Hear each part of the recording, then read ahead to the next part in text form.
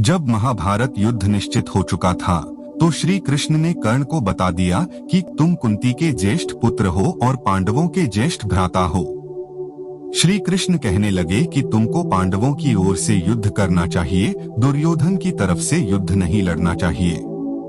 कर्ण ने श्री कृष्ण को दुर्योधन की ओर से ही लड़ने का अपना निश्चय बता दिया।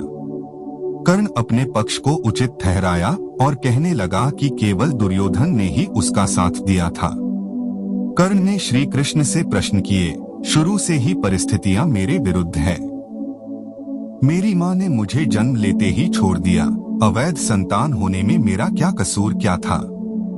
गुरु द्रोणाचार्य ने मुझे क्षत्रिय न होने के कारण मुझे युद्ध शिक्षा देने से इनकार कर दिया, इसमें मेरा क्या कसूर था? द्रौपदी ने मुझे भरी सभा में अपमानित किया क्योंकि मैं राजघराने से संबंध नहीं रखता था, इसमें मेरा क्या कसूर था?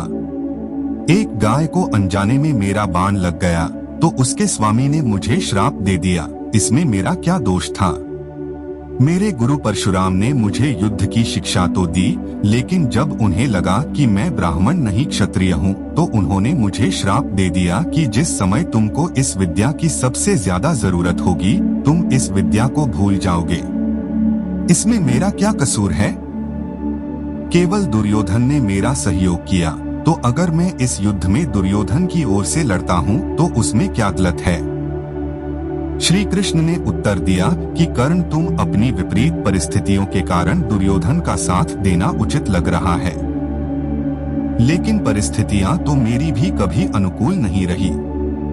मेरा जन्म से पहले मेरे माता पिता जेल में थे, इसलिए मेरा जन्म कारावास में हुआ। जन्म लेते कंस मुझे मारने की प्रतीक्षा कर रहा था, इसलिए उसी रात मुझे अपने माता पिता से दूर गोकुल में पहुंचा दिया गया। कर्ण तुम खड्ग रथ घोड़े धनुष बाण की आवाज सुनकर बड़े हुए, लेकिन मेरा बचपन गौशाला गाय और ग्वालों के बीच बीता। मुझ पर कंस के भेजे गए राक्षसों द्वारा की प्राणघाती हमले हुए। जिन माता पिता ने मेरा पालन पोषण किया मुझे उन्हें छोड़कर आना पड़ा। मुझे जरासंध के कारण मथुरा छोड़कर द्वारिकापुरी बसाना पड़ा, जिस कारण मुझे रणछोड़ नाम दिया गया।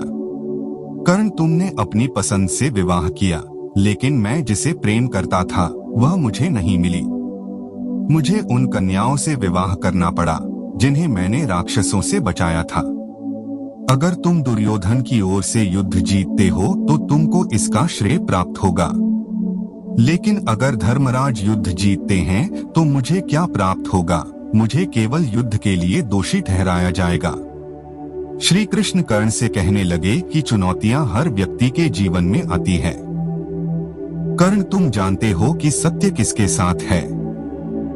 बहुत बार होता है कि हमें वह सब कुछ नहीं मिलता जिसके हम हकदार होते हैं, लेकिन इसका अर्थ यह बिल्कुल नहीं है कि हम उन विपरीत परिस्थितियों के कारण अधर्म के मार्ग पर चल पड़े।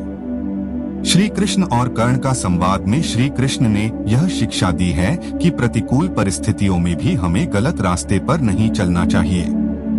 श्री कृष्ण से भी जीवन में कुछ ना कुछ छूटता रहा, लेकिन फिर भी उनकी मुस्कान हमें जीवन में सही मार्ग पर चलने की प्रेरणा देती है।